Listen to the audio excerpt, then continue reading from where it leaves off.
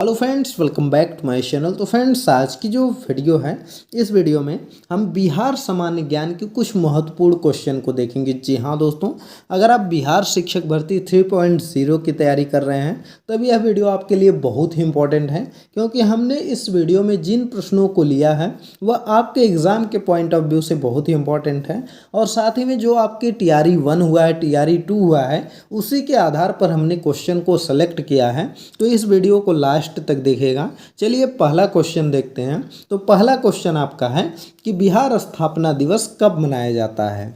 22 फरवरी को, 22 मार्च को, 22 अप्रैल को कि 22 जून को? तो देखिए, अगर हम बात करें बिहार स्थापना दिवस की तो यह आपका मनाया जाता है 22 मार्च को। जी हाँ दोस्तों, बी वाला ऑप्शन आपका सही हो जाएगा। 22 मार्च को बिहार स्थापना दिवस मनाते हैं। चलिए नेक्स्ट प्रश्न हम लोग देख लेते हैं। तो अगला प्रश्न आपका है कि क्षेत्रफल के हिसाब से बिहार में भारत का कौन सा स्थान बिहार का है क्षेत्रफल के हिसाब से? 6वां है कि 12वां है कि 8वां है कि 13वां है? तो देखिए, अगर हम क्षेत्रफल के हिसाब से बात करें तो बिहार का जो स्थान है वह आपका 12वां स्थान है। जी हाँ दोस्तों, बी वाला ऑप्शन आपका सही हो जाएगा। क्षेत्रफल के हिसाब से बिहार जो है कि 12वां स्थान पर है। और फ्रेंड बताइए कि जनसंख्या के हिसाब से बिहार कौन से स्थान में इंडिया पर है? तो आप कमेंट करके बताइए जल्दी। चलिए नेक्स्ट प्रश्न देखते हैं। अगला प्रश्न आपका है कि बिहार में सिंचाई का मुख्य साधन क्या है? तालाब है, नहर है, ट्यूबवेल है, किनमें से कोई नहीं? तो देखिए, अगर आप बिहार से हैं तब तो इस प्रश्न का उत्तर आप जानते ही होंगे। बिहार में सबसे ज़्यादा जो सिंचाई होती है वह नहरों द्वारा होती है। तो बिहार में नहरें बहुत ज़्यादा हैं और वहाँ पर जो है कि सिंचाई का प्रमुख साधन यही है। और कहीं कहीं पर जो है कि नहरें नहीं है तो वहाँ पर ट्यूबवेल से भी सिंचाई होती है। तो चलिए नेक्स्ट प्रश्न हम लोग देख लेते हैं। अगला प्रश्न आपका है कि पुराने से पुराने वंश बिहार में नहीं थे। तो इनमें से कौन सा वंश आपका बिहार में नहीं था? मौर्य वंश नहीं था कि गुप्त वंश नहीं था कि कलिंग वंश नहीं था कि नंद वंश नहीं था? तो देखिए, अगर हम मौर्य वंश की बात करें तो मौर्य वंश आपका बिहार में था, क्योंकि मौर्य वंश के जो राजा हैं उसमें से अशोक हैं, चंद्रगुप्त मौर्य थे। चंद्रगुप्त मौर्य मौर्य वंश का संस्थापक था। और चंद्रगुप्त मौर्य ने नंद वंश के शासक धनानंद को परास्त करके जो है कि वहाँ पर मगध की गद्दी पर बैठा था। तो आपका नंद वंश भी आपके बिहार में है और साथ ही में मौर्य वंश भी आपका है। और गुप्त वंश को तो आप जानते ही हैं कि कुमारगुप्त ने किसका निर्माण कराया था? एक महाविद्यालय का निर्माण कराया था। तो आप बताइए जल्दी से, विश्वविद्यालय उसको बोलते हैं। तो आप कमेंट करिएगा। तो यह तीनों वंश आपके जो है कि बिहार में है और कलिंग वंश आपका नहीं है। तो इसको आप याद रखेंगे। दोस्तों, हमने पीछे वाले क्वेश्चन में एक प्रश्न पूछा था कि जनसंख्या की दृष्टि से बिहार का कौन सा स्थान है? तो जनसंख्या की दृष्टि से भारत में बिहार का तीसरा स्थान है। तो इसकी जनसंख्या कितनी है आप लोग कमेंट करिए कि बिहार की जनसंख्या कितनी है, जल्दी से कमेंट करिए। अभी हम जो है कि एक दो क्वेश्चन बाद उसका उत्तर बताएंगे। तो चलिए नेक्स्ट क्वेश्चन देखते हैं कि मौर्य काल के इतिहास के मुख्य साक्ष्य कहाँ से प्राप्त हुए हैं? राजगीर से, पटना से, कुम्हरार से कि गया से? तो देखिए, अगर मौर्य काल के इतिहास के साक्ष्य की बात करें तो वह आपका कुम्हरार है। जी हाँ दोस्तों, कुम्हरार से जो है कि मौर्य काल के इतिहास के साक्ष्य प्राप्त हुए हैं। तो इसको आप याद रखिएगा। नेक्स्ट प्रश्न हम लोग देख लेते हैं। तो अगला प्रश्न आपका है कि नालंदा विश्वविद्यालय की स्थापना किनके प्रयास से हुई थी? जी हाँ दोस्तों, यह पूछा गया है कि नालंदा विश्वविद्यालय की स्थापना किसके प्रयास से हुई थी? तो समुद्रगुप्त के कि कुमारगुप्त के कि जो है कि स्कंदगुप्त के कि चंद्रगुप्त प्रथम के? तो देखिए, नालंदा विश्वविद्यालय की अगर हम बात करें तो वह हुई थी कुमारगुप्त प्रथम के। जी हाँ दोस्तों, कुमारगुप्त प्रथम द्वारा जो है नालंदा विश्वविद्यालय की स्थापना हुई थी। तो यही क्वेश्चन भी अभी आपसे पूछे थे कि कौन से विश्वविद्यालय की स्थापना गुप्त वंश द्वारा किया गया था? तो वह कुमारगुप्त ने किया था, नालंदा विश्वविद्यालय। तो इसका आंसर यही हो जाएगा। और फ्रेंड्स, एक क्वेश्चन और आपसे हमने पूछा था कि बिहार की जनसंख्या कितनी है? तो 2011 की जो जनगणना है उसके अनुसार जो है कि लगभग 10 करोड़ के आसपास जो है कि बिहार की जनसंख्या है। लेकिन अभी जो है कि इसकी जनसंख्या बिहार की बढ़ भी चुकी है, लगभग 11 करोड़ के आसपास हो गई होगी। तो चलिए नेक्स्ट प्रश्न हम लोग देख लेते हैं। और पहले जनसंख्या के मामले में पहले स्थान पर कौन है? तो पहले स्थान पर आपका यूपी है। यूपी की जनसंख्या लगभग 20 से 25 करोड़ के आसपास हो गई है। तो इसको आप याद याद रखिएगा। चलिए नेक्स्ट प्रश्न है कि बिहार विक्रमशिला विश्वविद्यालय कहाँ पर स्थित है? नालंदा में है, मुंगेर में है, भागलपुर में है कि पटना में है? तो देखिए, अगर हम विक्रमशिला विश्वविद्यालय की बात करें तो यह आपका भागलपुर में है। जी हाँ दोस्तों, भागलपुर में विक्रमशिला विश्वविद्यालय है। और भागलपुर को रेशम नगरी भी बोलते हैं, तो इसको भी आप याद रखिएगा। रेशम नगरी किसको कहते हैं? तो भागलपुर को कहते हैं।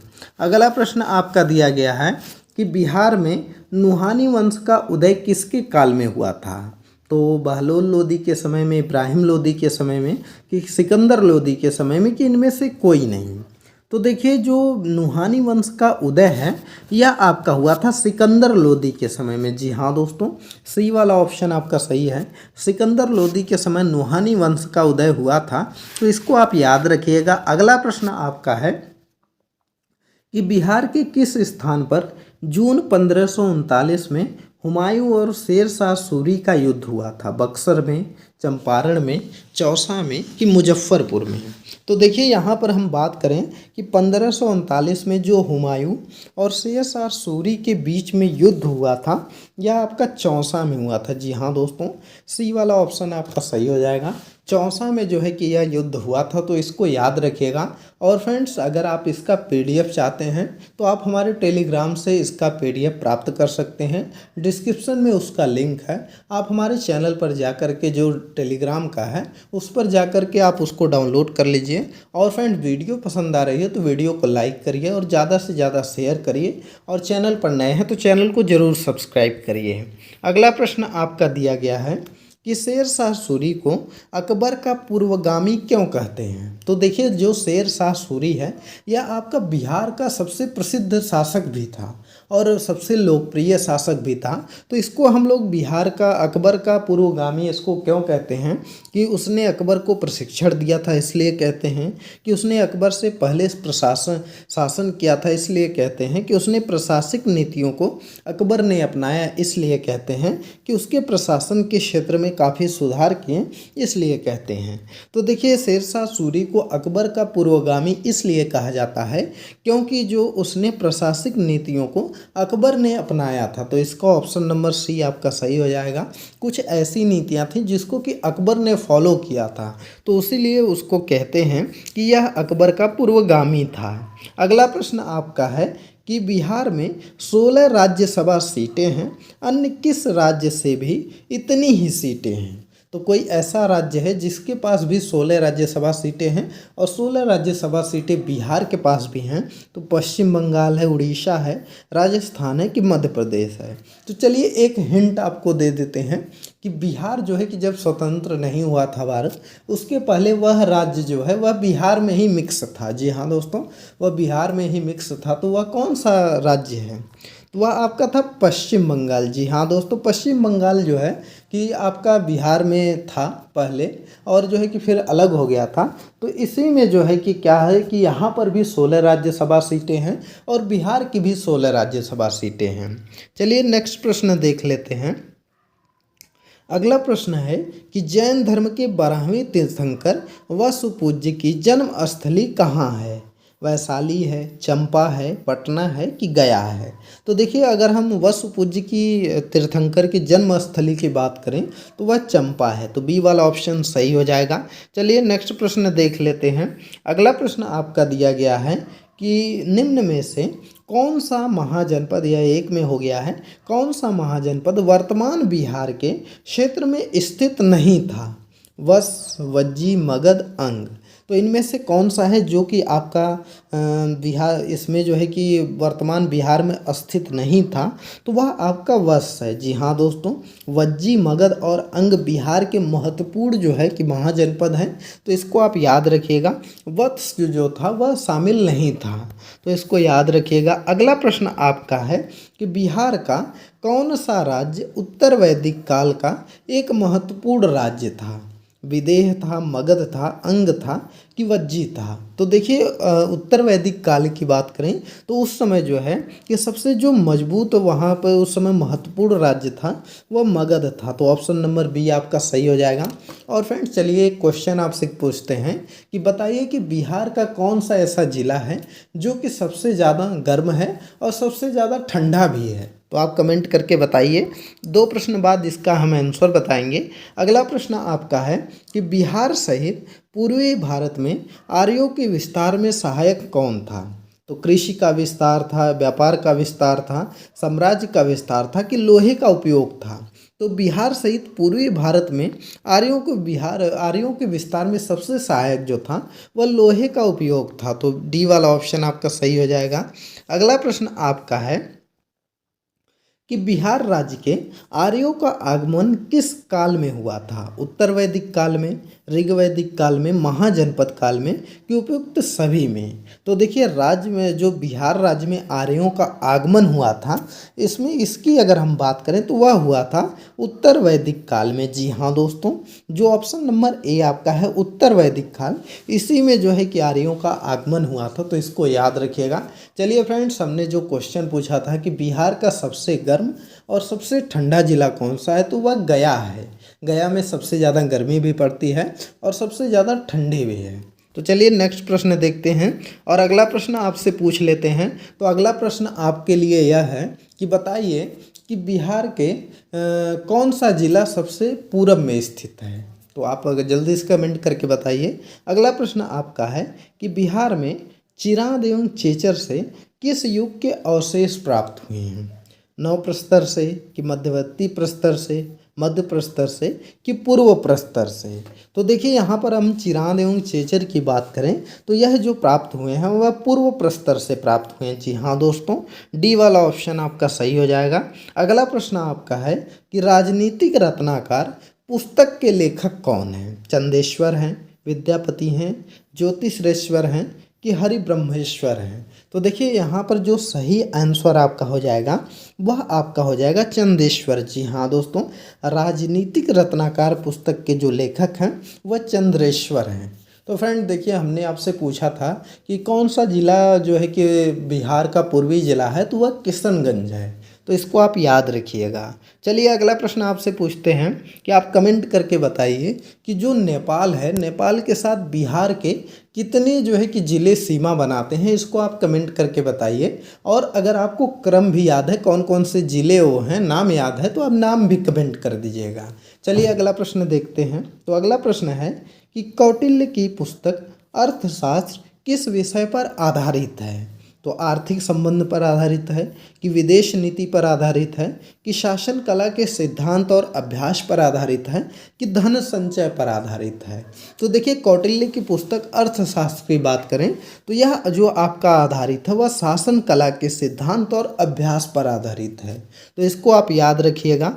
नेक्स्ट प्रश्न देखते हैं। अगला प्रश्न है कि उद्वंत प्रकाश के लेखक कौन हैं। तो मौलिक कवि हैं, बोधराज हैं, विद्यापति हैं कि परमल हैं। तो देखिए उद्वंत प्रकाश की अगर हम बात करें तो इसके जो लेखक हैं वह मौलिक कवि हैं। तो ए वाला ऑप्शन आपका सही हो जाएगा। चलिए फ्रेंड्स आपको आंसर बताते हैं कि अगर हम बात करें नेपाल की तो नेपाल से जो बिहार के ज़िलों की सीमा लगती है वह 7 ज़िलों की सीमा लगती है। जी हाँ दोस्तों, 7 ज़िले जो हैं कि नेपाल के साथ टच होते हैं। चलिए कुछ ज़िलों के नाम हम आपको बता देते हैं।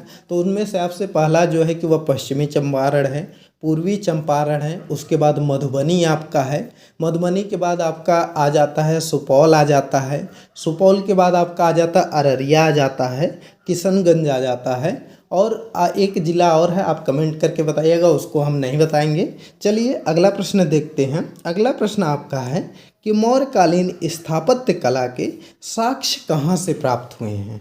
तो मौर्यकालीन स्थापत्य कला की अगर हम बात करें तो पाटलिपुत्र से हुए हैं कि बराबर से हुए हैं कि राजगृह से हुए हैं कि उपयुक्त में से सभी से हुए हैं।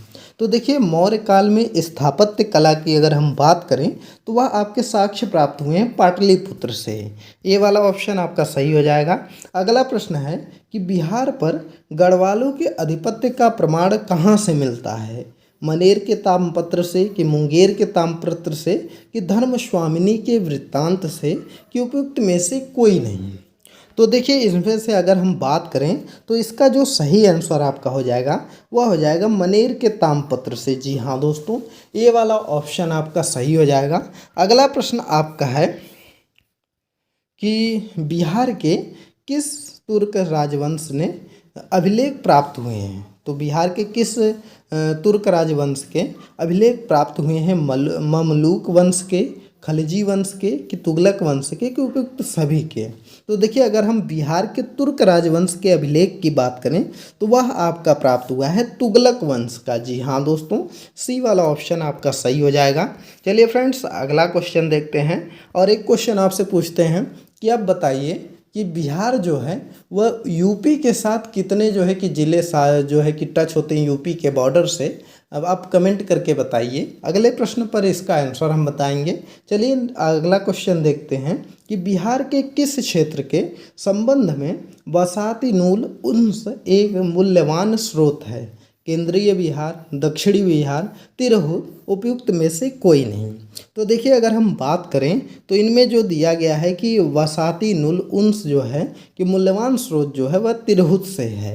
तो सी वाला ऑप्शन आपका सही हो जाएगा। अगला प्रश्न देखते हैं। अगला प्रश्न आपका है कि बिहार आने वाले महत्वपूर्ण चीनी यात्री का नाम बताइए। फाहियान था, कि युआन चंगा था, कि सिंह था, कि उपयुक्त सभी थे। तो देखिए अगर हम बात करें कि बिहार आने वाला महत्वपूर्ण चीनी यात्री के नाम की तो इसमें ऑप्शन डी हो जाएगा। जी हाँ दोस्तों, यह तीनों जो हैं कि वह बिहार में आए थे, तो इसको याद रखिएगा। तो फ्रेंड्स हमने आपसे क्वेश्चन किया था कि जो है कि यूपी से कितने जो है कि ज़िले बिहार के सीमा साझा करते हैं। तो वह 8 ज़िले ऐसे हैं जो कि यूपी के बॉर्डर से लगते हैं, तो इसको याद रखिएगा। और झारखंड से भी बिहार के कितने ज़िले लगते हैं जल्दी से कमेंट करके बताइए। चलिए अगला प्रश्न देखते हैं। अगला प्रश्न है कि मुगल काल में बिहार आने वाला प्रथम विदेशी यात्री कौन था? मुल्ला तकिया था, कि अब्दुल लतीफ़ था, कि मोहम्मद सादिक था, कि मुल्ला बहवानी था। तो इसमें देखिए अगर हम बात करें तो मुगल काल में बिहार आने वाला जो विदेशी यात्री था वह आपका मुल्ला तकिया था। जी हाँ दोस्तों, ए वाला ऑप्शन आपका सही हो जाएगा। मुल्ला तकिया आया था। तो अगला प्रश्न है आपका कि निम्नलिखित में से यूरोपीय यात्रियों में कौन बिहार नहीं आया था? पीटर मुंडी नहीं आया था, कि फ्रांसीए बर्निए नहीं आया था, कि जॉन मार्शल नहीं आया था, कि मैनरिक नहीं आया था। तो देखिए इसमें अगर हम बात करें तो जो फ्रांसाय बर्निए था यह आपका बिहार नहीं आया था, तो इसको याद रखिएगा। बाकी पीटर मुंडी हो गया, जॉन मार्शल हो गया, मैनरिक हो गया, यह लोग बिहार आए थे। अगला प्रश्न है कि बहारिस्ताने, यहाँ पर दिया गया है कि बहारिस्ताने गैबी किसकी रचना है? मुल्ला तकिया की है, कि मिर्ज़ा नाथन की है, कि मुल्ला बहबहानी की है, कि मिर्ज़ा गुलाम हुसैन की है।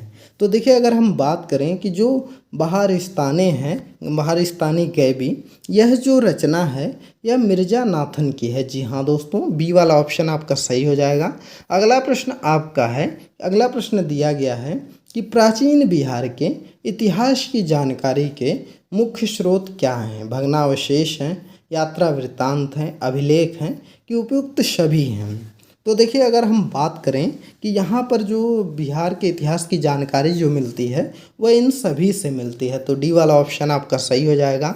अगला प्रश्न आपका दिया गया है कि अशोक का लघु शिलालेख प्राप्त कहाँ हुए हैं? सासाराम में, केसरिया में, रामपुरवा में, कि वैशाली में। तो देखिए अगर हम बात करें कि अशोक का जो लघु शिलालेख है यह प्राप्त हुआ है सासाराम से। जी हाँ दोस्तों, सासाराम से जो है कि इसके लघु शिलालेख प्राप्त हुए हैं। तो फ्रेंड्स यह आज के टॉप 30 क्वेश्चन थे जो कि मोस्ट इम्पॉर्टेंट हैं आपके एग्ज़ाम के पॉइंट ऑफ व्यू से। और फ्रेंड्स हमने बिहार स्पेशल पे स्पेशली जो है कि यह 10वां पार्ट है, इसके पहले हम 9 पार्ट बनाए हैं, तो उसको भी आप देख लीजिएगा। ज़्यादा लंबी लंबी वीडियो नहीं है, मुश्किल से 15 मिनट, 10 मिनट या 20 मिनट इतनी ही लेंथ की हैं, तो आप उसको एक बार सभी वीडियो देख लीजिएगा। और चैनल पर हमने प्लेलिस्ट भी बना दिया है, तो वहाँ पर ढूंढने में आसानी आपको होगी और आपको सब वीडियो एक साथ मिल जाएगा। क्योंकि अगर आप इसको रिपीट कर करके सभी वीडियोस को देख लेंगे तो आपका बिहार स्पेशल से सभी क्वेश्चन तैयार हो जाएंगे। और आप लोग चैनल को भी सब्सक्राइब कर लीजिएगा, क्योंकि हम बिहार स्पेशल से और भी जो क्वेश्चन अभी बचे हुए हैं इम्पॉर्टेंट हैं उसको भी लाएंगे अगले पार्ट में। तो आप उसको भी जो है कि देखने के लिए आप हमारे चैनल को सब्सक्राइब कर लीजिए, जिससे कि नोटिफिकेशन आपको पहुंच जाएगा। और दूसरी चीज़ यह भी है कि अगर आप जैसे जो हम साथ साथ में रिवीजन करते हैं, जैसे जब हम पढ़ाते हैं तो एक एक क्वेश्चन आपसे पूछते भी रहते हैं और कमेंट कहते हैं करने के लिए, तो ऐसे क्या है कि आपको जो पीछे चीज़ें हमने पढ़ा दिया है वह सब रिवीजन भी हो जाता है। तो चलिए मिलते हैं अगली एक नई वीडियो में। अगर इसका पीडीएफ आपको चाहिए तो आप हम डिस्क्रिप्शन में लिंक है हमारे टेलीग्राम चैनल पर चले जाइए और वहाँ से उसको डाउनलोड कर सकते हैं, और उस पर भी हमको फॉलो कर लीजिएगा, क्योंकि जब भी क्लास लगेगी तो उस पर हम जो है कि उस पर नोटिफिकेशन डाल देंगे। तो चलिए मिलते हैं अगली एक नई वीडियो में, तब तक के लिए बाय बाय।